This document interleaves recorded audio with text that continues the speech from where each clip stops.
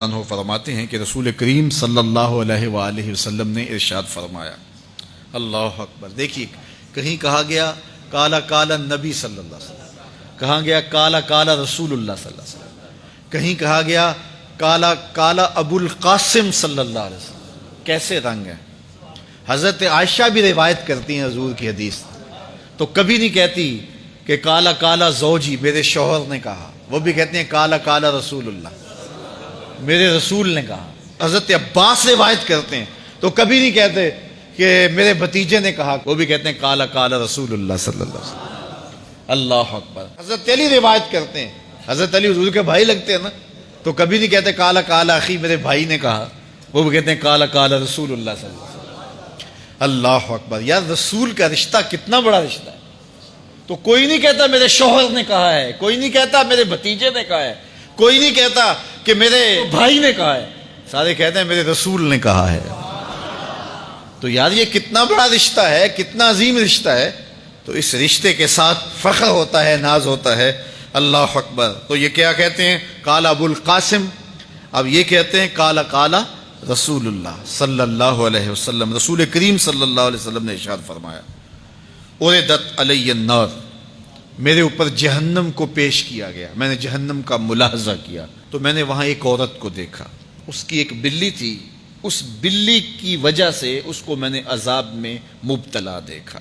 کیسے بلی کی وجہ سے اس کو عذاب دیا جا رہا تھا؟ اس نے بلی کو باندھا ہوا تھا، قید کیا ہوا تھا، نہ تو اس کو وہ کوئی دودھ دیتی تھی، کوئی اس کو کھانے کے لیے چیز دیتی تھی، اور نہ ہی اس کو چھوڑتی تھی کہ وہ زمین کے کیڑے مکوڑے کھا کے اپنے پیٹ کی آگ بجھا سکے، یہاں تک کہ وہ بلی بھوک کی وجہ سے مر گئی۔ رسول اللہ فرماتے ہیں بلی کی اس مالکہ کو میں نے جہنم کی آگ میں جلستے ہوئے دیکھا۔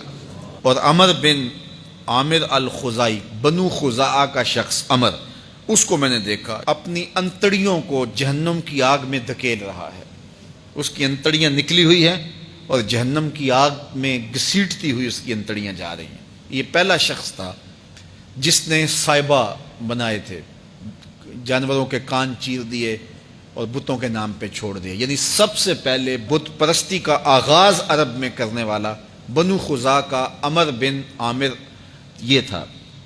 تو اس کو میں نے حضور نے فرمایا دیکھا کہ یہ جہنم کی آگ میں جلس رہا ہے، کیونکہ اب جتنے بھی لوگ بت پرستی کریں گے ان سب کا گناہ عمر بن عامر کے نامہ اعمال میں درج ہوگا، ان کو بھی گناہ ملے گا جو بت پرستی کرتے ہیں۔ اور چونکہ ایجاد اس نے کیے تھے، بت اس نے بنائے تھے، تراشے اس نے تھے، پھر اس کے بعد اس نے جانور بتوں کے نام پہ چھوڑے تھے، چڑھاوے چڑھانے کا انداز اختیار کیا تھا، لہٰذا اس کو جو ہے وہ گناہ پہنچتا رہے گا۔ تو کہا میں نے اس کو عذاب میں مبتلا دیکھا۔ تو اگر خیر کی بنیاد رکھو گے نیکیاں ملتی رہیں گی، کھاتے کبھی بھی کلوز نہیں ہوں گے، اور اگر برائی کی بنیاد رکھو گے قیامت تک اس برائی پر جو عمل کرتے رہیں گے اس کا گناہ بھی کھاتے میں پڑتا رہے گا۔ اللہ اکبر۔ تو ہمیں اچھائی کی طرح ڈالنی چاہیے، نیکی کی طرح ڈالنی چاہیے۔ آقا کریم علیہ الصلوۃ والسلام نے ایک موقع پر فنڈ مانگا تو ایک شخص نے اٹھ کر کے پیش کیا، تو جب اس نے پیش کیا تو اس کے دیکھا دیکھی دوسرے بھی کھڑے ہو گئے، دوسرے بھی پیش کرنے لگے۔